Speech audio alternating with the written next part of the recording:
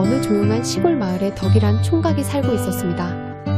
덕이는 태어날 때부터 오른팔이 불편한 데다 홀어머니를 모시고 살았는데 덕이의 어머니 역시 눈이 보이지 않아 힘든 삶을 살아야 했습니다. 보통 사람 같았으면 자신의 처지를 비관할 만도 하지만 덕이는 늘 웃음을 잃지 않고 몸이 불편한 어머니를 모시며 살아왔습니다. 덕이 나무하고 오는 길인가? 네, 이제 내려가는 길이에요. 나무 한 번만이도 했구먼. 뒷산의 나무는 덕이 때문에 남아나질 않겠어. 부지런히 모으다 보니 너무 많이 했나 봐요. 조금 나눠드릴까요?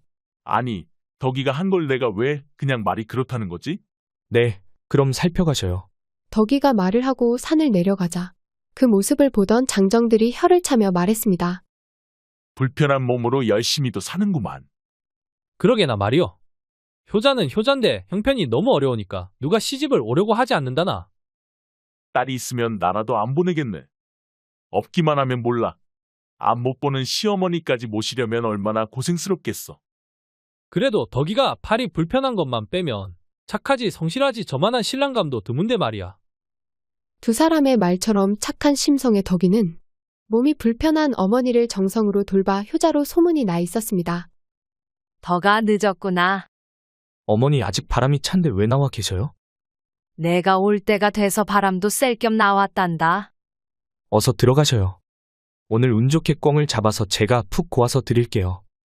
아이고 이런 일이 산신령이 우리 덕이를 잘 봐주셔서 꿩을 보내주셨나 보다. 없는 형편에도 두 모자는 늘 서로를 아끼며 단란하게 살아왔지만 덕이 어머니는 아들이 20살이 되었는데도 남들처럼 가정을 꾸리지 못한 것이 늘 마음에 걸렸습니다. 이 어미만 아니었으면 시집 오겠다는 처자가 있을지도 몰랐을 것을. 그녀는 눈이 불편한 자신이 아들의 짐이 되는 것 같아 마음이 항상 무거웠습니다. 그래서 밤이 되면 조용히 물을 떠다 놓고 아들에게 참한 신복감이 생겨 행복한 가정을 이루게 해달라고 매일같이 기도했습니다. 그 다음날 덕이는 뒷산에 올라 부지런히 나무를 하던 중 몰려오는 졸음을 참지 못하고 나무에 기대 눈을 감았습니다. 날이 따뜻해지니 졸음이 몰려오네. 자신도 모르게 잠에 빠져든 덕이가 꿈을 꾸게 되었는데 꿈속에서 덕이는 처음 보는 산길을 걷고 있었습니다. 여긴 내가 다니던 길이 아닌데 대체 어떻게 된 일이지? 덕이가 길을 못 찾고 한참 헤매던 끝에 산자락에 조그마한 초가집이 있는 것이 보였습니다. 초가집은 작기는 했지만 깨끗하고 주변이 아름다운 꽃들과 울창한 나무들로 가득해 마치 성경을 보는 듯했습니다. 너는 누구냐? 갑자기 들려온 소리에 덕이가 놀라서 소리가 나는 쪽을 보자 백발이 성성한 노인이 덕이를 매서운 눈빛으로 쳐다보고 있었습니다. 저는 이 아랫마을에 사는 덕이라고 합니다. 나무를 하다 보니 저도 모르게 길을 잃어버려 이곳까지 오게 되었습니다. 보통 사람들은 이곳까지 들어올 수 없을 텐데 어떻게 얘까지 온 것인지 신기하구나. 무슨 영문이 있을 듯하니 너에 대해 이야기나 한번 들어보자. 네, 제 이야기요. 제 이야기라고 해봤자 별 이야기가 없는데요. 아무거나 해보거라. 가족은 어떻게 되고 무엇을 해먹고 사느냐? 그것이 계속되는 노인의 질문에 덕이는 자신이 살아온 이야기를 해주었고 덕이의 이야기를 다 들은 노인은 고개를 끄덕였습니다. 알겠다. 내 이야기를 듣고 보니 결코 우연히 이곳까지 온 것이 아니었구나. 예, 그게 무슨 말씀이십니까? 내가 나에게 온 것은 다 하늘의 뜻이라는 것이다. 잠시 기다리고 있거라. 말을 하고 노인이 집 안에 들어갔다 나오더니 반짝이는 금방울을 들고 와서 덕이에게 주었습니다. 이것을 가져가거라. 이렇게 귀한 것을 왜 저에게 주시는지요? 아까 이야기했듯이 너와 내가 만난 것은 다 인연이 있어 그런 것이니 이 방울도 인연이 있는 너에게 가는 것뿐이다. 이것을 받고 그만 돌아가거라. 금방울을 받은 덕이는 어느새 잠에서 깨게 되었고 아쉽게도 모든 것이 꿈인 것을 알고 기이한 느낌에 빠졌습니다. 참 묘한 꿈이네. 방울을 만진 느낌이 아직도 손에 느껴져. 그날 집으로 돌아온 덕이는 어머니에게 낮에 꾸었던 꿈 이야기를 해주었고 덕이의 어머니 역시 묘한 꿈이라는 생각이 들었습니다. 희한한 꿈이구나. 우리 착한 아들한테 좋은 일이 생기려나. 어머니도 제가 착하긴요 뭘. 다음 날 두 사람이 잠에서 깨어나자 어디선가 딸랑거리는 방울 소리가 들려왔습니다. 아니, 이게 무슨 소리니? 그러게요. 방울 소리 같은데요. 두 사람이 궁금해하며 밖으로 나가보니 하늘에서 큰 매 한 마리가 덕이의 집 주변을 맴도는데 매의 발에 반짝이는 방울이 메어져 있어 딸랑거리는 소리가 나고 있었습니다. 어머니 매예요. 매라고 매에서 소리가 난다는 거니? 내 매의 발끝에 방울이 메어져 있어요. 곧 주변을 맴돌던 매는 덕이의 집 마당 한가운데에 내려앉았고 두 모자는 너무 놀라서 그 자리에 굳어져 버렸습니다. 어머니 매가 우리 집 마당에 들어왔는데 어떻게 해요? 얘야, 이게 대체 어떻게 된 일이니? 당황한 두 사람과 달리 매는 부드러운 눈으로 그들을 쳐다보다 고개를 숙이며 덕이에게 다가왔습니다. 왜 그래 저리 가. 겁먹고 뒷걸음치는 덕이와 달리 매는 부리를 가져다 대며 덕이에게 애교를 떠는 것처럼 보였습니다. 뭐야 쓰다듬어 달라고. 덕이의 말을 알아듣는 듯 매는 고개를 끄덕였고 그제야 긴장이 풀린 덕이는 매의 발목에 묶여져 있던 금방울을 발견했습니다. 아니 이 방울은 어머니 매의 발에 꿈에서 본 금방울과 똑같은 방울이 달려 있어요. 뭐라고, 그게 정말이니? 네. 어떻게 이런 신기한 일이? 이 매는 아무래도 산신령님이 너한테 보내주신 것 같구나. 신기한 매는 그날부터 덕이의 집에서 살게 되었는데 매는 매일같이 날아갔다 저녁이 되면 토끼꽝 같은 사냥감을 잡아와 덕이에게 주었습니다. 오늘도 사냥을 하고 온 거니? 덕이의 말에 대답하듯 매가 고개를 끄덕이자 덕이가 매의 머리를 쓰다듬었습니다. 내 덕의 어머니도 고기를 드시고 우리 형편도 좋아졌지만 동물들을 너무 많이 잡지는 마렴. 덕이의 집에 매가 오게 된 후 매일같이 잡아오는 사냥감 덕의 형편이 차츰 좋아지자 동네에서는 덕이의 매를 구경하기 위해 사람들이 찾아오기 시작했습니다. 그거 참 신기하기도 하지. 저 매가 사람 말을 알아듣고 매일 사냥감을 물어준다면서요. 그게 다른 사람 말은 안 듣고 덕이 말만 알아듣는데요. 그놈 참 영물이네. 가까이 가지 말아요. 저번에 김씨가 한번 만지려고 했다 크게 혼났다고요. 사람들의 말처럼 매는 덕이나 그의 어머니 외에는 누구도 따르지 않았고 다른 사람이 가까이 다가오기만 하면 날개를 펄럭이며 위협적인 모습을 보였습니다. 이봐 나와보라고. 아니 무슨 일인데 사람을 밀고 그래요. 그때 비단 옷을 입은 한 중년인이 하인들을 거느리고 한껏 거드름을 피우며 나타났습니다. 나으리 저기 있습니다요. 바로 저 매입니다. 그래, 어디 보자. 소란스러운 소리에 덕이와 어머니까지 마당으로 나오게 됐습니다. 무슨 일로 오셨는지요? 내가 저 매의 주인이냐? 주인이라기보다 가족 같은 관계입니다. 매하고 사람이 가족이라니 웃기는 이야기로군. 어쨌든 저 매를 내게 팔거라. 내 매값으로 돈은 넉넉히 쳐주겠다. 안 됩니다. 저 매는 파는 물건이 아니에요. 이놈이 이 어르신이 누군 줄 알고 조말로 할 때 내놓아라. 비단 옷을 입은 중년인은 인근 마을에서 가장 부자로 소문난 이였는데 그는 평소에 사냥을 취미로 삼아 여러 사냥을 즐기다 덕이의 소문을 듣고 찾아왔습니다. 당시 매사냥은 양반이나 매우 부유한 이들만 즐기는 사치스러운 즐길거리 중 하나였고 사냥용 매는 어렸을 적 날기도 전부터 훈련을 시켜야 사람을 따라 길들이는 것도 아무나 할 수 없는 일이었습니다. 야, 이 녀석아 돈을 얼마든지 준다고 하지 않았느냐? 어서 저 매를 내 앞으로 데려와 보거라.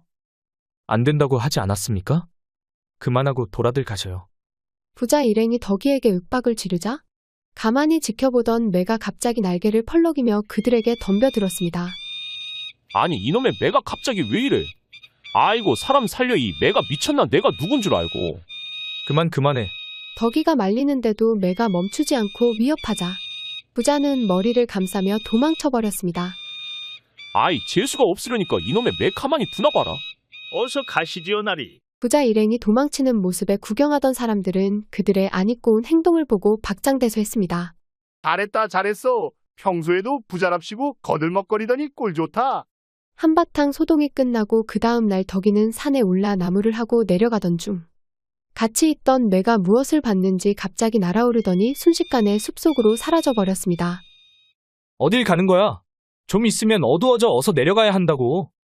매가 사라지는 방향으로 덕이가 달려가 보았지만 어디에서도 매의 모습이 보이지 않아 찾아다니다 갑자기 방울 소리가 들렸습니다. 덕이가 소리가 나는 곳에 도착해보니 커다란 굴이 보였는데 방울 소리는 그 안에서 들려왔습니다. 잠시 고민하던 덕이가 어쩔 수 없이 굴 안으로 들어가 보자 한 치 앞도 보이지 않아 사방을 분간하기 힘들었습니다. 청아, 그만 나오라고. 좀 있으면 해가 진단 말이야. 벽을 짚어가던 덕이가 어느 순간 발을 잘못 디뎌 넘어지고 말았는데 그만 물이 고여있던 웅덩이에 빠지고 말았습니다. 아니, 이게 뭐야? 물웅덩이에 빠져 허우적거리던 덕이는 물이 낮아 안심하다 신기한 느낌이 들어 놀랐습니다. 물이 너무 따뜻해. 어떻게 물이 이렇게 따뜻할 수가 있는 거지?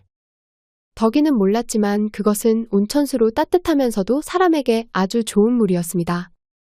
너무 따뜻해서 몸이 녹는 것 같아. 덕이가 온천수에 몸을 담그고 있을 때 방울 소리가 들리더니 매가 그의 앞에 펄럭이며 나타났습니다. 어딜 갔다 온 거야? 너무 늦었으니까 그만 내려가자. 젖은 몸을 말릴 새도 없이 서둘러 산을 내려간 덕이가 그날 잠을 자고 일어나다 문득 이상한 느낌을 받았습니다. 오랜만에 푹 잤네. 덕이는 자신도 모르게 기지개를 켜다 불편하던 오른팔이 움직이는 것을 느꼈습니다. 이게 어떻게 된 일이지? 설마 오른팔이 움직여? 몇 번이나 팔을 움직여 보던 덕이는 오른팔이 이전과는 다르게 부드럽게 움직이는 것을 보고 놀랐습니다. 설마 그 따뜻한 물 때문인가? 덕이는 이 사실을 어머니에게 말했고 어머니는 덕이의 팔을 만져보며 기뻐했습니다. 정말이구나. 정말이야. 우리 아들 팔이 나아졌어. 네, 어머니, 제 팔이 좋아졌어요. 지금 보세요. 움직이고 있어요. 이게 모두 내가 착하게 살아와서 하늘이 복을 내려주신 게야. 어머니, 아무래도 오늘 그 동굴을 다시 가봐야겠어요. 그 동굴은 왜? 혹시 그 물이라면 어머니 눈도 낫게 할지 몰라요. 괜찮다 얘야. 이 어미는 너만 잘 된다면 아무래도 괜찮아. 그러지 말고 금방 갔다 올 테니 기다리세요. 그 길로 덕이는 항아리를 등에 메고 동굴로 찾아가 물을 뜨기 전 무릎 꿇고 앉아 공손히 절을 했습니다. 어머니를 위해 약수를 조금만 가져갈 테니 부디 굽어 살펴주십시오.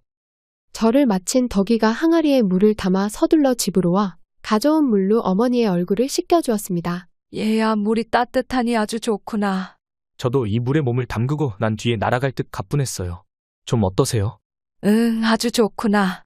그날부터 덕이는 매일 동굴로 찾아가 물을 떠다 어머니의 눈을 씻겨주었는데 한 달쯤 지나자 드디어 어머니의 눈이 완전히 떠져 앞을 볼 수 있게 되었습니다. 얘야, 내 얼굴이 아주 잘 보인다. 우리 아들 이렇게 잘생기고 늠름했었구나. 어머니 잘 됐어요. 그 물이라면 어머니 눈도 낫게 할 줄 알았어요.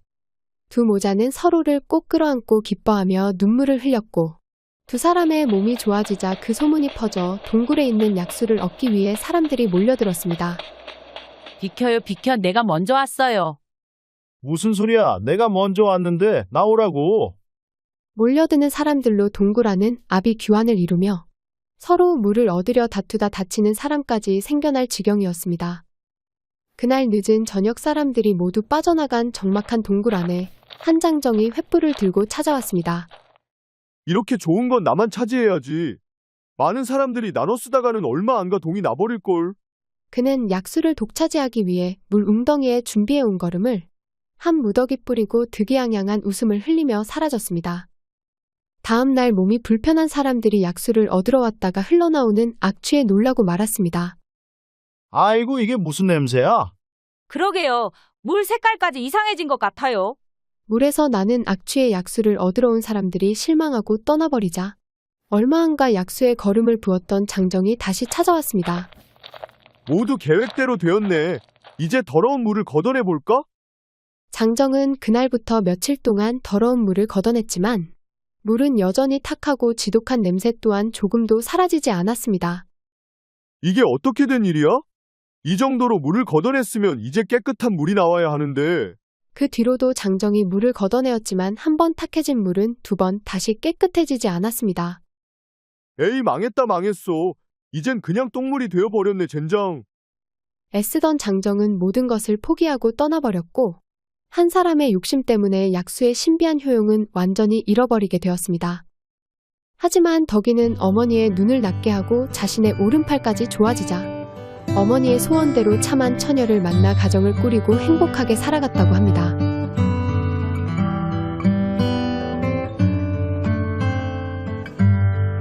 긴 영상 봐주셔서 진심으로 감사드립니다. 다음에 더 좋은 이야기로 찾아뵙겠습니다.